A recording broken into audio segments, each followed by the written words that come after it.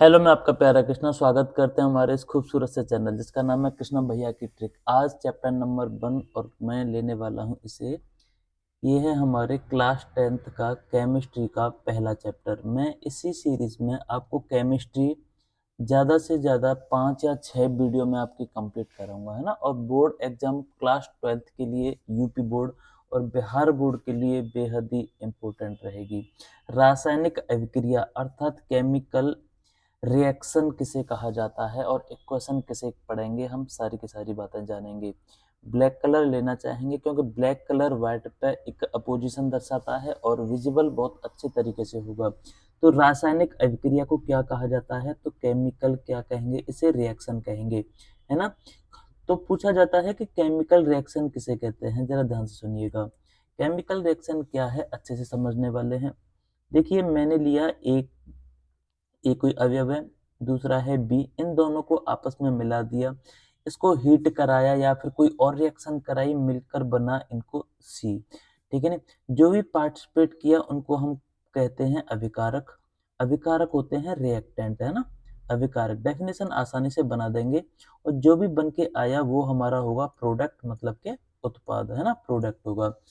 तो एक या एक से अधिक भी अभिकारक हो सकते हैं, इनको आपस में मिलाएंगे तो एक नई चीज बन के आएगी, एक नया परिवर्तन होगा, उसी को हम क्या कहेंगे, ये उत्पाद है। और जो भी बदलाव आया है इसमें वो हमारी क्या है कि भैया रासायनिक अभिक्रिया हो चुकी है। ठीक है कि नहीं, रासायनिक अभिक्रिया केमिकल रिएक्शन हो चुकी है। ठीक है कि नहीं। चलो, अच्छा, इसमें और क्या होता है, देखिए, पुराने बंध टूटेंगे, नए बंध बनने लगेंगे, ये एक तरह के ये गुणधर्म बदल जाते हैं उसके। तो परिभाषा कैसे बनाएंगे, तो मैं यहाँ लिखूंगा एक या एक से अधिक अभिकारक मिलकर, है ना। एक ले सकते हैं या फिर एक से अधिक ले सकते हैं, एक या एक से अधिक भी हो सकते हैं, उसमें दो तीन चार कितने भी ले सकते हैं आप। एक या एक से अधिक अभिकारक, अभिकारक मतलब रिएक्टेंट, जो भी रिएक्शन करना चाहते हैं, अभिकारक मिलकर नए उत्पाद का निर्माण करते हैं। ठीक है नहीं, नए मिलकर, यहाँ लिखेंगे सबसे पहले मिलकर नए उत्पाद मतलब प्रोडक्ट का, नए उत्पाद का निर्माण करते हैं। नए उत्पाद का क्या करते हैं बेटा, निर्माण करते हैं। बिल्कुल समझ आ गया होगा आपको, निर्माण करते हैं। ये क्या बनेगी, हमारी रासायनिक अभिक्रिया। यही प्रोसेस हमारी क्या कहलाती है भैया, रासायनिक अभिक्रिया कहलाती है। क्या कहलाती है, रासायनिक अभिक्रिया। क्यों ना एक इसका एग्जाम्पल ले लिया जाए, तो इसे हम क्या कहेंगे, रासायनिक अभिक्रिया कहते हैं। ठीक है, आसानी से बना लिया क्योंकि मैंने आपको ये सिखा दिया था। ए और बी दोनों अभिकारक हैं, एक या एक से अधिक अभिकारक मिलेंगे और एक नया प्रोडक्ट बनेगा, यही हमारी रासायनिक अभिक्रिया है। एक मैंने हाइड्रोजन ले ली, हाइड्रोजन गैस है, और एक मैंने ले ली आयोडीन। इन दोनों को मिलाने पर क्या बनेगा, एच आई, हाइड्रोजन आयोडाइड बनेगा। यहाँ बैलेंस कर लेते हैं। देखिए, एच हाइड्रोजन की संख्या यहाँ पे 2 है, तो क्यों ना मल्टीप्लाई मैं यहाँ से 2 से कर दूंगा। ये बैलेंसिंग भी हम सिखाएंगे आपको। ठीक है कि नहीं। एक फॉर्मूला और ले लेते हैं, यहाँ से मैं H2 लेता हूँ और यहाँ से लेता हूँ मैं O2। हाइड्रोजन और ऑक्सीजन, है ना, प्लेटिनम की उत्प्रेरक की उपस्थिति में कराएंगे तो पानी का निर्माण होता है। ये बेसिक सी इक्वेशन है, सब लोग जानते होंगे। बैलेंस कर लेते हैं, हाइड्रोजन 2 है, यहाँ भी हाइड्रोजन 2 है, लेकिन ऑक्सीजन यहाँ पे कितना है, 2 है, यहाँ ऑक्सीजन 1 है। अगर मैं 2 से मल्टीप्लाई कर देता हूँ ऐसे करके, 2 से मल्टीप्लाई किया तो इसकी वजह से हाइड्रोजन तो भैया यहाँ पे 4 हो गए, तो क्यों ना मल्टीप्लाई कर दिया जाए यहाँ पे 2 का, हाइड्रोजन 4 हो गए, ऑक्सीजन 2 है, ऑक्सीजन भी 2 है। इस तरह से बैलेंस करना भी हम सीखेंगे। एक या एक से अधिक अभिकारक मिलकर एक नए उत्पाद का निर्माण करता है, यही हमारी रासायनिक अभिक्रिया कहलाती है ना। कई सारी चीजें हैं, जैसे मैंने यहाँ पे मिल्क लिया, दूध रखा हुआ है हमारा, और इसमें रात को रख देंगे, इसमें थोड़ा सा और कोई खट्टी चीज डाल देते हैं जिससे वो सुबह देखते हैं आप दही में परिवर्तन हो जाता है ना। लैक्टोबैसिस से आपने एक बैक्टीरिया का नाम पढ़ा होगा, लैक्टिक एसिड पाया जाता है दही में। ये क्या है, एक तरह का क्या है, रासायनिक अभिक्रिया हुई है, केमिकल रिएक्शन हुई है। दूसरा, मैंने लोहे को यहाँ पे रख दिया है ना। नमी और वायु की उपस्थिति में इसका कलर चेंज होने लगेगा, उस पर जंग लगने लगेगी, रस्टिंग होने लगेगी, वही हमारी क्या है, केमिकल रिएक्शन है। ये सारी चीजें केमिकल रिएक्शन कहलाती हैं। चलो दूसरा चलते हैं, अगले पेज पे क्या है, रासायनिक अभिक्रिया कितने प्रकार की होती हैं। दूसरा सवाल ये है आपके लिए कि रासायनिक अभिक्रिया के प्रकारों के नाम बताइए, कितने टाइप की होती हैं। जिन्हें पता है वो मेरे साथ साथ लिखेंगे अपनी अपनी कॉपी पे। तो सबसे पहले मैं लिखना चाहूंगा आपके लिए संयोजन अभिक्रिया। अच्छा, संयोजन अभिक्रिया क्या होती है, संयोजन का मतलब क्या होता है। संयोजन का मतलब होता है मिलाना किसी चीज को। क्या इसको किसी और नाम से भी जान सकते हैं, बिल्कुल। इसे हम योगात्मक अभिक्रिया के नाम से भी कह सकते हैं कि योगात्मक अभिक्रिया ही संयोजन अभिक्रिया है। तो संयोजन को इंग्लिश में क्या कहा जाता है, कोई बताना चाहेगा। तो मैं ही बता देता हूँ, इसे कहा जाता है कंपोजिशन, ठीक है कि नहीं, कंपोजिशन रिएक्शन। शॉर्टकट में आर एक्शन बोलेंगे, रिएक्शन को बार बार लंबा नहीं लिखना पड़ेगा। अच्छा, दूसरा पॉइंट कौन सा है इसका, एक तो संयोजन, जोड़ने से चीजें बनेंगी। क्या किसी के तोड़ने से भी रिएक्शन हो सकती है, बिल्कुल, 3 तरीके से होती हैं, डिटेल में पढ़ेंगे। ये दूसरा बनेगा हमारा वियोजन अभिक्रिया। कौन सा बनेगा, वियोजन अभिक्रिया, डिकम्पोजिशन जिसे कहा जाता है। वियोजन को किसी अन्य नाम से भी जानते हैं, बिल्कुल, अपघटन। इन सब का मतलब क्या होता है, तो टूटना ही होता है ना, क्या होता है, टूटना। अच्छा, जो टूटेगी उसको इंग्लिश में कंपोजिशन बनना होता है, और डिकम्पोजिशन क्या होता है, टूटना। तो क्यों ना मैं इसको डिकम्पोज कर दूं, डिकम्पोजिशन, ठीक है कि नहीं। ये हमें याद रखनी है, दोनों नाम हमें याद हो चुके हैं। संयोजन का एक दूसरा भाई है, वो है हमारा वियोजन। ठीक, तीसरा नंबर बात कर लेते हैं, हम पढ़ेंगे अब इसके बाद कौन सी होती है, एक होती है विस्थापन अभिक्रिया, डिस्प्लेसमेंट रिएक्शन। ये विस्थापन अभिक्रिया क्या होती है कि इसमें एक एलिमेंट दूसरे एलिमेंट को, जो अधिक ताकतवर है, वो कमजोर को, बेचारे को हटा देगा। उसी को हम कहेंगे विस्थापन अभिक्रिया। विस्थापन अभिक्रिया का कोई अन्य नाम दे रखा है आपकी एनसीईआरटी में, तो बिल्कुल नहीं दे रखा है। इंग्लिश में क्या कहा जाता है इसे, डिस्प्लेसमेंट रिएक्शन, है ना, डिस्प्लेसमेंट रिएक्शन। डिस्प्लेस कर देगा, दूसरी जगह से हटा देगा। तो मैं इससे लिख देता हूँ, ये अब अपने रंग में फिर आ गया मेरा बोर्ड, लेकिन कोई दिक्कत नहीं, हमारी भी जिद है, कब तक नहीं चलेगा, हम चला गए रहेंगे इसे। डिस्प्लेसमेंट रिएक्शन, यहाँ पे लिखा मैंने डिस्प्लेसमेंट, और यहाँ पर लिखा मेरे दोस्त RXN, मतलब के रिएक्शन। अच्छा, कोई ये संयोजन पढ़ा हमने, वियोजन पढ़ लिया, नाम विस्थापन होता है। इसके टाइप भी पढ़ेंगे, इसके टाइप होंगे, एक होता है एकल विस्थापन, क्या पढ़ेंगे, एकल विस्थापन, और एक होता है द्विविस्थापन। हिंदी में सिंगल डिस्प्लेसमेंट होगा, एक का ही विस्थापन होगा, इसमें डबल डिस्प्लेसमेंट होगा, ठीक है नहीं, बहुत ही आसान है, कोई दिक्कत नहीं। चलो 4 नंबर में बात कर लेते हैं, कौन सा होगा, एक होती है ऊष्माक्षेपी अभिक्रिया। ऊष्माक्षेपी, इसमें उत्सर्जन हुआ करेगा, पहले लिख लेते हैं हम, ऊष्माक्षेपी अभिक्रिया। एक होती है, इसकी बहन है, इसका साथ में जोड़ा चलेगा, ऊष्माक्षेपी, ऊष्माशोषी। तो दोनों के नाम हमें याद हो चुके हैं, इनकी डेफिनेशन जानेंगे अगले पेज पे। एक होती है ऊष्माक्षेपी, एक होती है ऊष्माशोषी। अच्छा, 4 पॉइंट हमने याद कर लिए हैं, याद भी हो गए, एक बार रिवाइज कर लीजिए, उल्टे चलते हैं।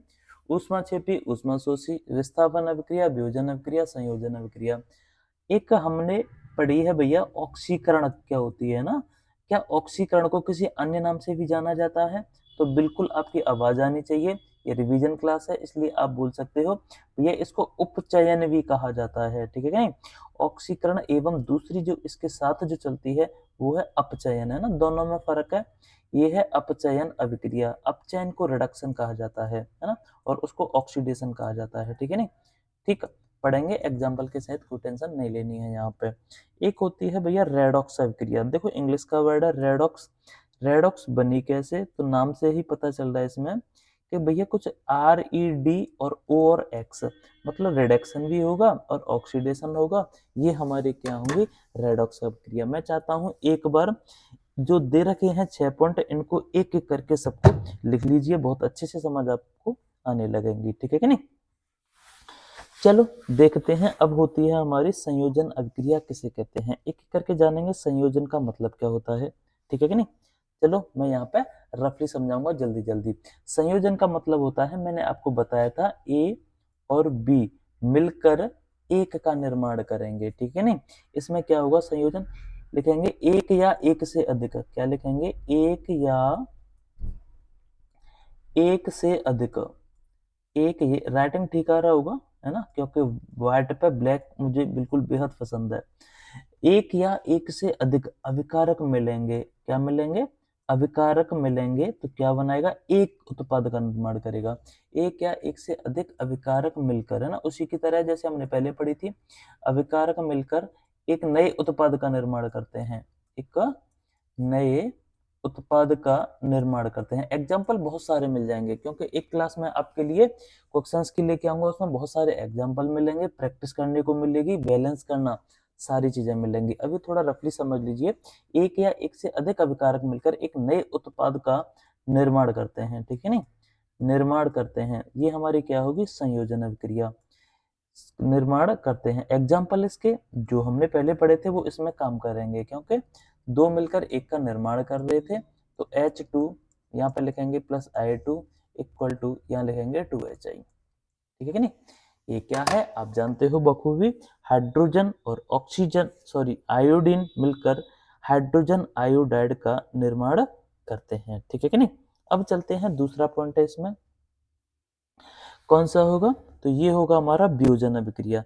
तो मैं आपसे पूछना चाहता हूँ वियोजन अभिक्रिया क्या होती है, तो वियोजन अभिक्रिया क्या है आप बताएंगे। वियोजन का मतलब मैंने कुछ आपको बताया था, वियोजन का अर्थ होता है टूटना। तो टूटना मतलब क्या होता है, ध्यान से सुनिएगा, एक ऐसी अभिक्रिया, देखो यहाँ से बनाएंगे हम, ए है, ये टूट जाएगा किसमें, बी और सी में। यहाँ लिखेंगे एक अभिकारक, क्या लिखेंगे आप, एक अभिकारक तोड़ा जाएगा, कितने तरीके से तोड़ा जाता है, यहाँ पे तीन तरीके से। एक अभिकारक टूटकर टूटकर दो या दो से अधिक उत्पाद बनाता है ना, दो या दो से अधिक, दो या दो से अधिक उत्पाद मतलब प्रोडक्ट का निर्माण करता है, ठीक है कि नहीं, उत्पाद का निर्माण करता है, निर्माण करता है, वियोजन अभिक्रिया कहलाती है।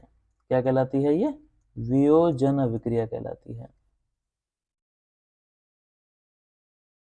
वियोजन अभिक्रिया कहलाती है, ठीक है कि नहीं, ये उसका उल्टा हो जाएगा, ठीक है कि नहीं, ये संयोजन है वियोजन। अच्छा कितने तरीके से होती है ये भी जानना है, हम लिख देते हैं, इसके तीन तरीके होते हैं। सबसे पहले लिखेंगे यहाँ पे बाय सनलाइट, सूर्य के प्रकाश द्वारा, किसके द्वारा, सूर्य के, AgCl का एग्जाम्पल है इसके लिए, तो अभी केवल नाम जानने हैं, सूर्य प्रकाश द्वारा, है ना, बाय सनलाइट, सूर्य प्रकाश द्वारा। एक पढ़ लेते हैं, इलेक्ट्रोलाइसिस कहा जाता है ना, विद्युत अपघटन, बिजली के द्वारा, विद्युत अपघटन करंट से, जैसे NaCl जो होता है। एक होता है हमारा तापीय अपघटन, है ना, तापीय मतलब उसको गर्म किया जाता है, हीट किया जाता है। तीसरा हुआ हमारा प्रोसेस तापीय अपघटन, है ना, ठीक है नहीं। तो ये वियोजन के प्रकार हुए हमारा, सूर्य के प्रकाश द्वारा, विद्युत अपघटन बिजली के द्वारा, ताप मतलब किसी चीज को गर्म करके। हमने परिभाषा को जान लिया है। अब चलते हैं अगले वाले सवाल पर, ये होती है विस्थापन अभिक्रिया। विस्थापन अभिक्रिया क्या होती है, मैं यही समझाना चाह रहा था आपको, ध्यान से सुनिएगा। एक एग्जाम्पल लेते हैं इसका, जैसे मैंने लिया यहाँ पे ये Fe है ना, और ये CuSO4 है, कॉपर सल्फेट है, इसको P से भी लिखा जा सकता है, कोई दिक्कत नहीं है, ठीक है नहीं। अच्छा कुछ लोग ये कहते हैं कि भैया CuSO4 को आगे लिखिए, ठीक है साहब, इसकी रिएक्शन अगर Fe से कराएंगे तो एक रिएक्टिविटी सीरीज पढ़ाएंगे, उसमें ये अधिक शक्तिशाली होगा और एक Cu हमारा कमजोर होगा, ये अधिक शक्तिशाली जाएगा, इस पर करेगा अटैक, है ना, जैसे पुराने राजा महाराजा किया करते थे। अब इसको बेचारे को भगा देंगे, इसका राज काज ये छीन लेगा, तो ये बनेगा FeSO4, फेरस सल्फेट, और Cu बेचारे अलग यहाँ पे ऐसे करके बागी के रूप में जाने जाएंगे।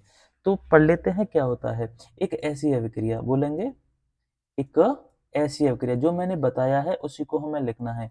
एक ऐसी अभिक्रिया, एक ऐसी अभिक्रिया जिसमें, एक ऐसी अभिक्रिया जिसमें मैंने क्या क्या कहा था कि अधिक क्रियाशील तत्व, जिसमें अधिक क्रियाशील तत्व, क्या लिखने वाले हैं, अधिक, और यहाँ पे लिखेंगे हम अधिक क्रियाशील,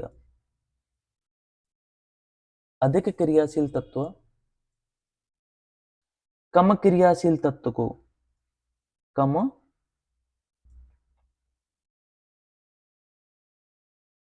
क्रियाशील तत्व को उसके स्थान से विस्थापित कर देता है, हटा देता है, अर्थात उसके स्थान से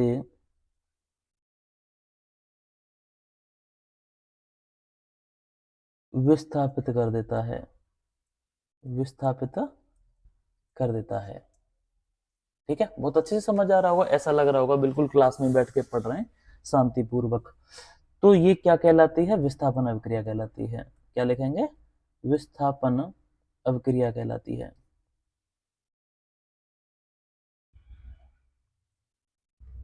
विस्थापन अभिक्रिया कहलाती है। ये इसका एग्जाम्पल हुआ। अच्छा, कितने टाइप की होती है? ये होती है भैया दो टाइप की, अभी बताया था।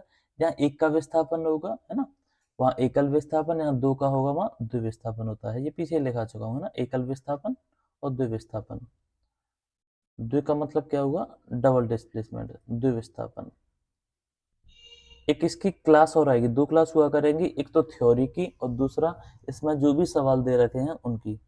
ठीक है ना, जिससे थोड़ा आपका दिमाग में मैप बनने लगे कि इस चैप्टर के अंतर्गत कौन कौन सी चीजें हैं, इनको हमें अच्छे से पढ़ना है। चलो पढ़ते हैं अगला। ऊष्मा क्षेपी, एक होती है ऊष्मा शोषी। ठीक है नहीं? तो सबसे पहले हम डालते हैं ऊष्मा क्षेपी। इसमें ऊष्मा का उत्सर्जन होगा और शोषी का मतलब अवशोषण होगा। प्लस का साइन आया करेगा इसमें राइट साइड में, इसमें माइनस का साइन आया करेगा, है ना, एग्जाम्पल में पढ़ेंगे। तो ऊष्मा छिपी क्या होती हैं? तो वे अभिक्रियाएं, है ना, या फिर एक ऐसी अभिक्रिया, कुछ भी लिख सकते हैं। वे अभिक्रियाएं जिनमें जिनमें ऊष्मा का उत्सर्जन होता है, ऊष्मा का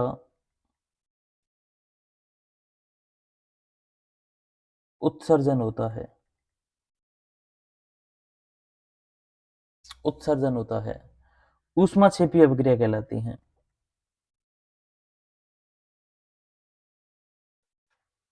ऊष्मा छिपी अभिक्रिया कहलाती हैं।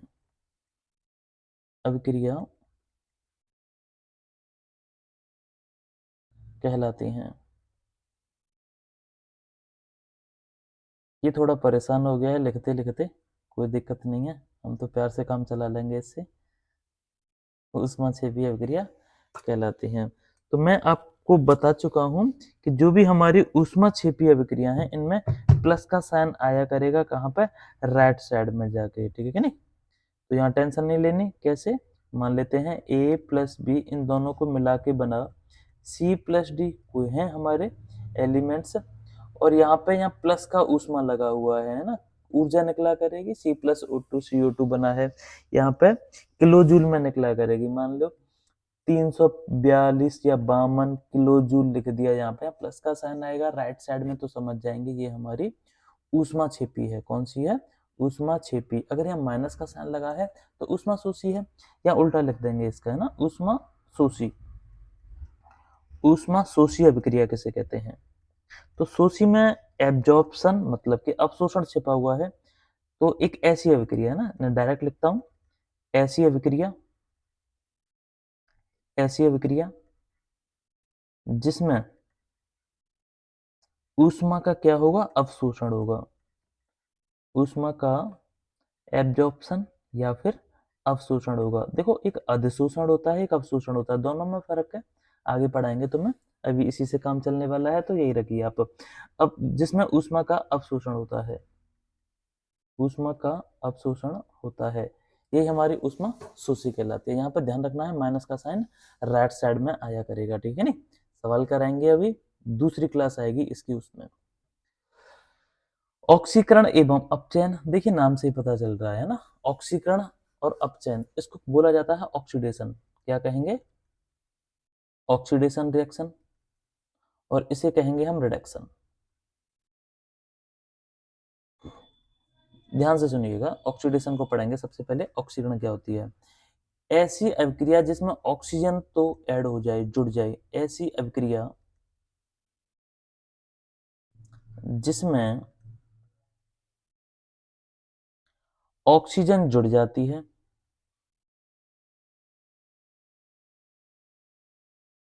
ऑक्सीजन जुड़ जाती है, नाम से ही पता चल रहा है,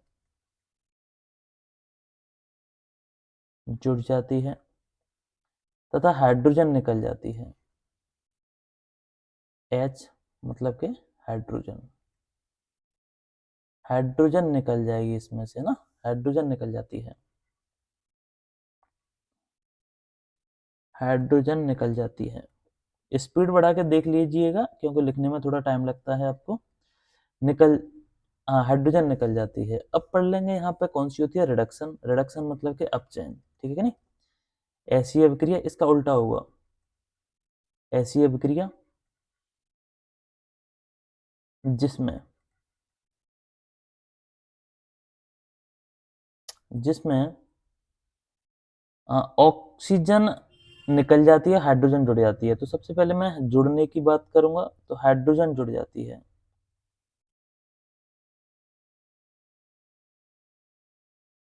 हाइड्रोजन जुड़ जाती है,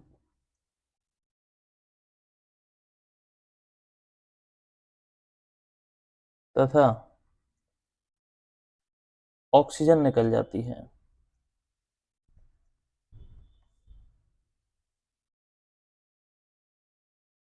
ऑक्सीजन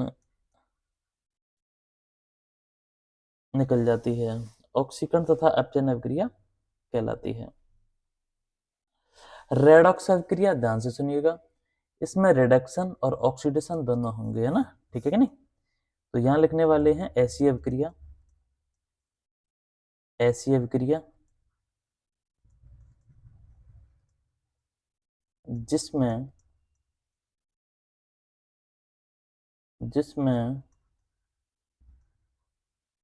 ऑक्सीकरण, ऑक्सीकरण तथा अपचयन एक साथ हों,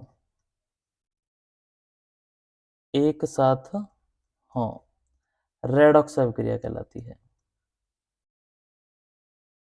रेडॉक्स अभिक्रिया, इसका 11th में पूरा चैप्टर है रेडॉक्स के बारे में ना, सारी की सारी रेडॉक्स अभिक्रिया हैं। रेडॉक्स अभिक्रिया कहलाती है जिसमें ऑक्सीडेशन भी होगा और साथ में एक ही रिएक्शन में ऑक्सीडेशन भी होगा, रिडक्शन भी होगा।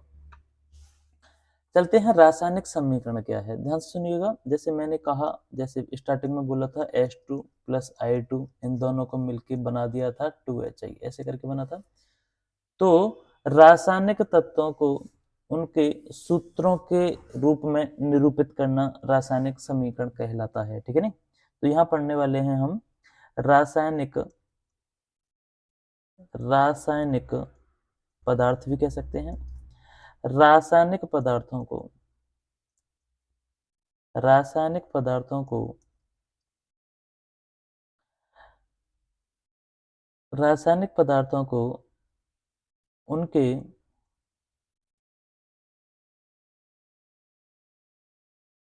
सूत्र के रूप में, सूत्र के, भाई ये फॉर्मूला ही तो होता है, हाइड्रोजन न बोल के मैंने H2 लिखा है, आयोडीन न बोल के मैंने I2 लिखा है, तो दोनों को मिला दिया, तो ऐसे पढ़ते थे ना समीकरण, x plus y equal to 5। तो रासायनिक पदार्थों को उनके सूत्रों के रूप में व्यक्त करना, व्यक्त करना, व्यक्त करना रासायनिक समीकरण कहलाता है। बहुत ही छोटी सी डेफिनेशन जो याद हो सके और बिल्कुल सटीक बात कही गई है, रासायनिक समीकरण कहलाता है ना, ना इधर की बात ना उधर की बात, बिल्कुल टू द पॉइंट बात करी गई है इन सारी डेफिनेशंस में। रासायनिक समीकरण कहलाता है और बिल्कुल एक्यूरेट है ना। एनसीईआरटी से पढ़ के, अरिहंत की बुक से, राजीव की बुक से, सारी की सारी किताबों से पढ़कर निकाला गया निचोड़ा, बिल्कुल भी टेंशन नहीं लेनी है। इनको बैलेंस करना भी हम आपको सिखाएंगे, है ना, एक बैलेंस करना रह जाता है। अच्छा, संसारण किसे कहते हैं, तो सबसे बढ़िया इसका एग्जांपल है लोहे पर जंग लगना। जैसे मैंने लोहे की रॉड रख दी, हवा टकराई और पानी टकराया इससे, तो उसका कलर चेंज हो जाता है ना, रंग बदल जाएगा। अपना धात्विक गुण खो देगी ये अपना, है ना, लोहा लोहा नहीं रहेगा, जंग बन जाएगी। तो यहाँ लिखने वाले हैं जब किसी धातु को, जब किसी धातु को, अच्छा धातु के अलावा कोई और भी ले सकते हैं, बिल्कुल पानी पे देखा होगा, गंदे पानी पे हरे कलर की एक परत सी बन जाती है। जब किसी धातु या अन्य पदार्थ को लिख सकते हैं नमी या वायु की उपस्थिति में रखते हैं, नमी या वायु, एसिड की उपस्थिति में भी रख देते हैं, नमी या वायु की उपस्थिति में रखते हैं, उपस्थिति में रखते हैं, तो अपना धात्विक गुण खो देती है ना, वो धातु नहीं रहेगी, धात्विक गुण खो देती है।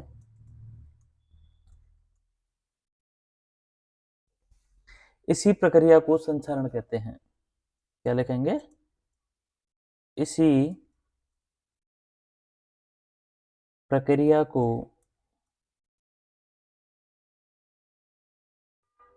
संचरण कहते हैं। अगर एग्जाम्पल की बात कर लेते हैं तो लोहे पर जंग लगना, एक होती है कॉपर, है ना, कॉपर पर कौन सी परत चढ़ती है, किस कलर की चढ़ जाती है बताओ? तो आप बताना चाहोगे? हम ही बता देते हैं, हरी परत चढ़ती है। एग्जाम्पल लिख लेते हैं, लोहे पर जंग लगना, लोहे पर जंग का लगना, कॉपर जिसे जस्ता भी कहा जाता है, कॉपर पर हरी परत का चढ़ना, ग्रीन कलर की परत बन जाती है, हरी परत का चढ़ना, चढ़ना।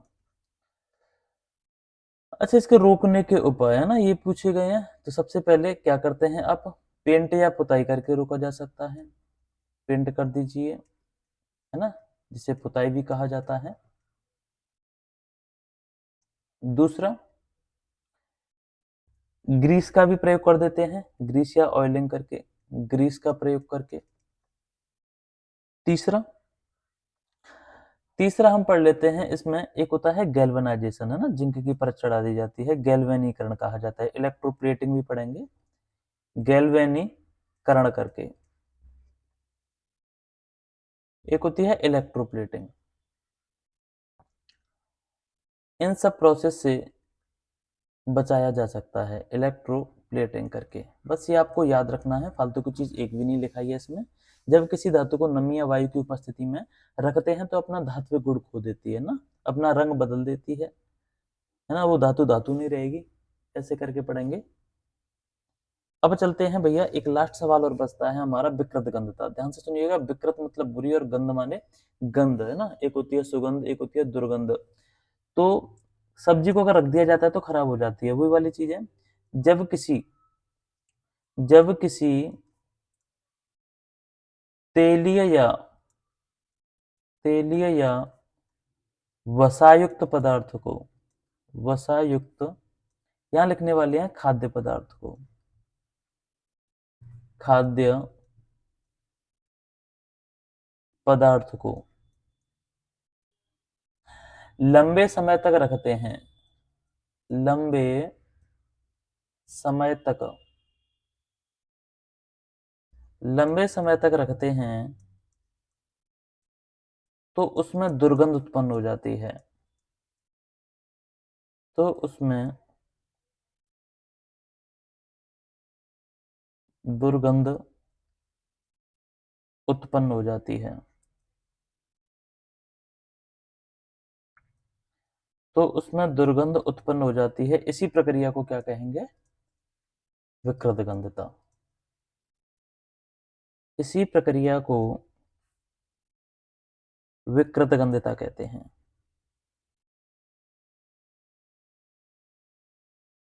विकृत गंधता कहते हैं। एग्जाम्पल देखा होगा आपने, नमक का प्रयोग अचार में करना, पहला पॉइंट। नमक का प्रयोग अचार में करते हैं, जैसे लंबे समय तक चलता रहे। तो केमिकल होते हैं BHA व BHT, इनका भी यूज किया जाता है। चिप्स की पैकेटों में आपने देखा होगा नाइट्रोजन गैस का वर्णन। चिप्स की पैकेटों में कौन सी गैस का? अक्रिय वातावरण उत्पन्न कर देती है, इसलिए नाइट्रोजन गैस भरी जाती है। नाइट्रोजन गैस का भरना। ये सारे के सारे एग्जाम्पल इसी के हैं। अगली क्लास में आपको सवाल कराएंगे, क्वेश्चन कराएंगे इन्हीं से रिलेटेड। इसी तरह देखते रहिए हमारी वीडियो को लगातार, और सिलेबस बहुत प्यार से कराएंगे इसी तरह से, ठीक है। धन्यवाद।